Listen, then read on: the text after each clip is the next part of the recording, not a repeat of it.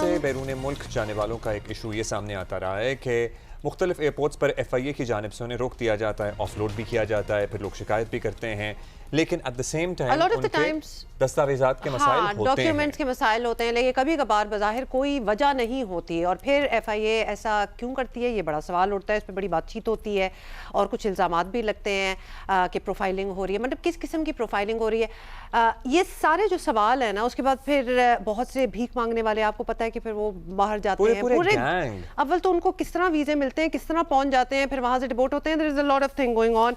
Deputy director immigration air and sea ports हमारे साथ मौजूद हैं शहजाद अकबर साहब। शहजाद साहब, thank you for taking out time for us. सवालात अवाम के बहुत सारे हैं, बताइएगा। मतलब कश्तियाँ डूबने के, लोगों के जहाँ बहक होने के मुतअद्दिद वाक़यात हुए और उसके बाद शदीद क्रैकडाउन किया गया, पर्टिकुलरली हमारे Gujarat Gujranwala divisions and surroundings में।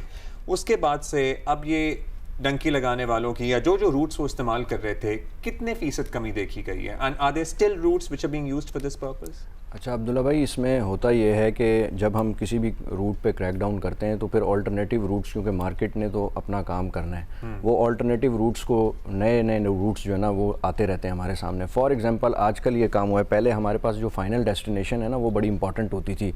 लोग जैसे एक आपको रूट की एग्जांपल देता हूँ, अफ्रीका के बहुत सारे कंट्रीज़ हैं जिनका इस्तेमाल करते थे, उसमें भी जो सी के लिंक्ड कंट्रीज़ थे, फॉर एग्जांपल हमारे पास एक सीरा लियोनी कंट्री था, सेनेगाल कंट्री था, वहाँ से ये लोग जाते थे मोरक्को और मोरक्को से स्पेन की तरफ। तो ये डंकी का एक बड़ा ट्रेडिशनल रूट चलता आ रहा था। इसी तरह अगर बाय लैंड यहाँ से पाकिस्तान से किसी को जाना था तो ईरान से टर्की और टर्की से फिर यूरोप की तरफ जाते थे।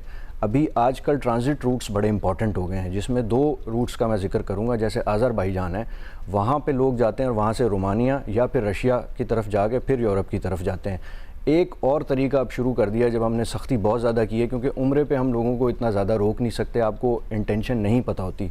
लोग क्या करते हैं, उम्रे का वीज़ा लेते हैं, वहाँ पे उम्रा उनकी इंटेंशन नहीं होती। उम्रे के वीज़े के बाद जो ई वीज़ा कंट्रीज़ हैं, फॉर एग्जांपल इजिप्ट का ई वीज़ा लेके इजिप्ट जाते हैं, फिर वहाँ से लीबिया और लीबिया से आगे फिर दोबारा यूरोप की तरफ। रूट तो बना होता है। लेकिन ये बताएं कि प्रोफाइलिंग फिर क्या होती है? मतलब हाउ, आप कह रहे हैं ना लोगों को रोक नहीं सकते, बल्कि उम्रे के लिए जा रहा है तो उम्रे के लिए भी सिर्फ जा सकता है। बिल्कुल। क्या देखते हैं? अच्छा मैम, प्रोफाइलिंग पे हमें बहुत ज़्यादा क्रिटिसिज्म का भी सामना होता है, तो इसके पीछे एक साइंटिफिक पूरा मेथड है जिसकी बेसिस पे हम प्रोफाइलिंग कर रहे होते हैं। फॉर एग्जांपल जैसे इंटरनेशनल एडवाइजरीज हमें आती हैं इटली से, ग्रीस से। कुछ अर्सा पहले एक इसी तरह का शिप पकड़ा गया जिसमें पाकिस्तानीज़ थे, वो वहाँ पे इंटरव्यू लेते हैं और पूरे इंटरव्यूज़ फिर हमारे पास आते हैं। और ये FIA का जो हेड क्वार्टर है वहाँ पे रिस्क एनालिसिस यूनिट इन्होंने बनाया हुआ है, जिस बेसिस पे ये पूरा का पूरा इमिग्रेशन काम करता है। हमारे पास एक IBMS सिस्टम है जहाँ पे सारा डाटा जब हम पासपोर्ट डालते हैं पूरा का पूरा ऑटोमेटिक सिस्टम में फीड हो जाता है। उसकी बेसिस पे हम ये चेक कर रहे होते हैं कि कितने और ऐसे पैसेंजर्स हैं जो उसी दौरानिए के अंदर, मिसाल के तौर पे 4 बंदे हमारे पास पकड़े गए पिंडी भटिया के ग्रीस के अंदर, हम उसी फ्लाइट के अंदर उसी चीज़ के अंदर ये देखेंगे कि उस एजेंट के और कितने लोग थे। अगर 50 का ग्रुप था तो बाकी सारों का भी यही इंटेंशन थी। एक तो ये रिस्क एनालिसिस यूनिट हमें बता रहा होता है। मैं आपको मतलब ये यूजिंग AI फॉर दिस, क्योंकि ये बड़ा आसान हो जाएगा काम उससे। AI का भी जो है हम इस्तेमाल कर रहे हैं। जैसे प्रोफाइलिंग की अभी हमारा जो AI बन रहा है उसमें यही है कि आप घर बैठे अपना सारा का सारा डाटा उसमें डाल दें, वो आपको ये बता देगा आप हाई रिस्क पैसेंजर हैं या लो रिस्क पैसेंजर हैं। जब हाई रिस्क पैसेंजर को भी पता होगा जी, तो हाई रिस्क अगर पैसेंजर है तो हमने प्री डिपार्चर सेल्स पूरे पाकिस्तान में बना दिए हैं डायरेक्टर्स ऑफिस में। आप वहाँ जा सकते हैं थोड़े पहले, अपनी फ़्लाइट के 2 दिन पहले, 3 दिन पहले, आप अपने सारे डॉक्यूमेंट्स स्क्रूटनाइज कराएं, वहाँ पे इंटरव्यू होगा वो कराएं। अगर आप क्लियर होते हैं तो आप इजीली जा सकते हैं। वैसे शहजाद साहब, ये तो फिर लोगों को इन्फॉर्मेशन होनी चाहिए ना, इफ समबडी इज ट्रैवलिंग और वो वाकई जेन्युइनली उसी काम के लिए जा रहा है, लेकिन उसको अगर पता हो कि मैं हाई रिस्क हूँ तो अपने क्लैरिटी कर ले ताकि उसकी फ्लाइट वगैरह। तो ये वेरी इंपॉर्टेंट। अच्छा, नौकरी के झांसे दे लें या फिर नौकरी की तलाश में जाते हैं, ड्राइविंग की नौकरी के लिए जा रहे होते हैं, ना ड्राइवर्स लाइसेंस होता है ना ड्राइविंग आती होती है, ये तादाद तो नहीं रुकी? अच्छा, इसमें भी हमने ये कर दिया है कि जब हम इंटरव्यू कर रहे होते हैं, फॉर एग्जांपल वर्क वीज़ा किसी का है हमारे पास एज अ ड्राइवर, हम उसको ये तो जाली वर्क वीज़ा लगते हैं। जाली, मैं आपको आज का ही केस बताता हूँ। फ्रांस का हमने एक गैंग पकड़ा है, उसकी भी अभी अरेस्ट चल रही हैं। बहुत सारे मतलब 9 के करीब हमने लोग पकड़े हैं, जिसमें कराची के भी लोग शामिल थे, पंजाब के भी थे, लाहौर के भी थे। सुबह ही एक हमने अरेस्ट किया, उसके अंदर फ्रांस का जाली वीज़ा हो रहा था। अब वो कैसे बन रहे थे कि हम जो उनके चेक्स होते हैं, जब हम सिस्टम पे UV लाइट्स के अंदर डालते हैं तो वो जो वीज़ा की सारी चीज़ें हैं कि हमने जो चीज़ें चेक करनी है और हमें उन्हीं कंट्रीज़ ने बताया आपने इन चीज़ों को चेक करना है, और मशीन्स हमें जो है यूएस ने प्रोवाइड की हुई हैं। तो उस पर हम ये सारी चीज़ें चेक करते हैं कि आया ये जाली है या ये ठीक है। और ये हमने जैसे एक गैंग पकड़ा, इसमें फ्रांस के जाली वीज़ों का काफ़ी काम हो रहा था।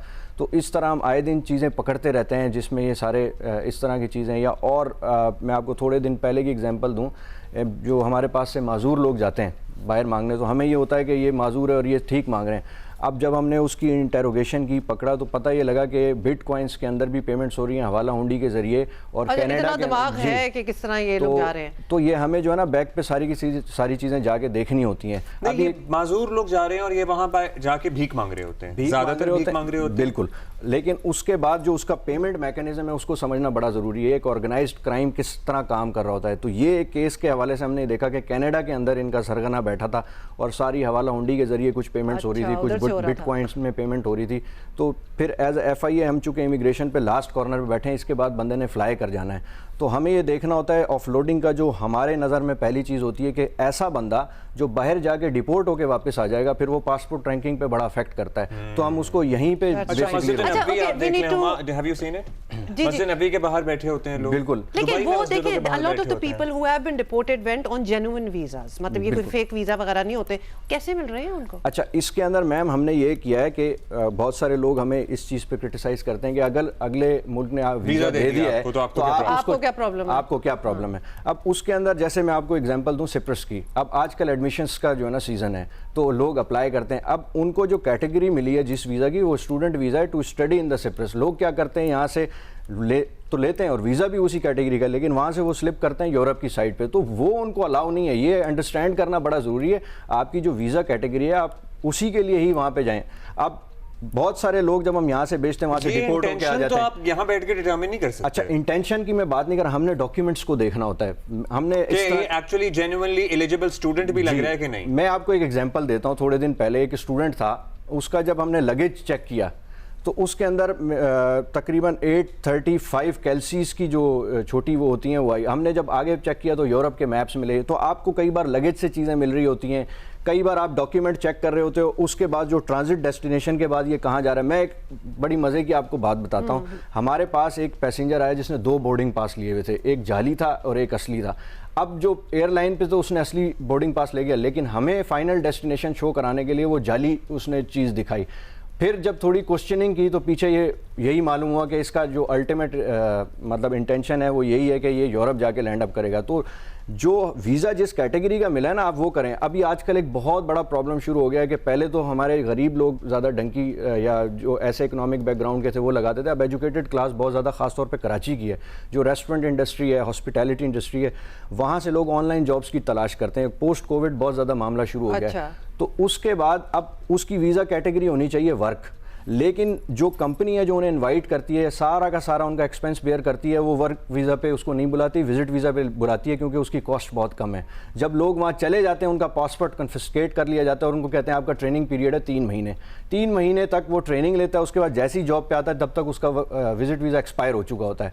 अब वो इलीगल वहाँ पर रह रहा है, काम कर रहा है, लेकिन उसके पास काम का वीज़ा नहीं है, पासपोर्ट कन्फिस्केटेड है। अब वो वहाँ से भागता है, वो भी प्रॉब्लम है। वही कंपनी उसको लॉ इन्फोर्समेंट एजेंसी के हवाले कर देती है। So basically यही मैं कह रहा हूँ कि अच्छा, अब लास्ट क्वेश्चन अबाउट स्टूडेंट्स, मतलब जेन्युइन स्टूडेंट्स से कि जी हम जाते हैं, हमारा एडमिशन है, सब कुछ है, हमें भी रोक दिया जाता है। लोगों के लिए भी आसानी पैदा हो ना, उसके लिए क्या? और इसके बाद आप ये भी बताना कि फंड्स कितने लेके जा सकते हैं, ये भी लोगों को रोका गया है कि जी आप डिक्लेयर करें आपके पास 5000 से कम अगर डॉलर किसी के पास हो तो उसको लिखना जरूरी है। अच्छा, इसमें मैम जो पहला आपका क्वेश्चन है कि जो पाकिस्तान की गवर्नमेंट भी हमेशा ये सपोर्ट करती है कि लोग ज़्यादा से ज़्यादा बाहर जाएं, क्योंकि उस पर हमारी इकॉनमी पे पॉजिटिव असरात होते हैं। फॉरेन रेमिटेंस का जैसे अगर हम वर्क की बात करें तो गवर्नमेंट ने इसको सपोर्ट करना है, कर भी रही है। सिर्फ उन लोगों को रोका जाता है। फॉर एग्जांपल मेरा जैसे ये कराची एयरपोर्ट हमारा है, इसमें 15,000 डेली पैसेंजर की आमदोरफ्त है। इसमें हम तकरीबन 10-15 लोगों को भी ऑफलोड करें तो ये परसेंटेज वाइज आप देखेंगे तो बहुत ही कम है। तो और वो सारे के सारे ऐसे लोग हैं जो रिस्की पैसेंजर्स हैं। इसमें मैं तो हमेशा इनवाइट करता हूँ जो मीडिया के तमाम लोग हैं या जो फील्ड में हमारे हालात होते हैं, फिर चले भी जाते हैं, मतलब फीमेल स्टूडेंट्स टाइप भी, क्योंकि हमने कुछ ऐसी भी लड़कियां भी। अच्छा, इसमें ज़्यादा मैम हमने ये देखना होता है कि जैसे एज ग्रुप क्या है। अब एक यूएई का मैं आपको बताऊं, आजकल बहुत ज़्यादा ये काम शुरू हो गया।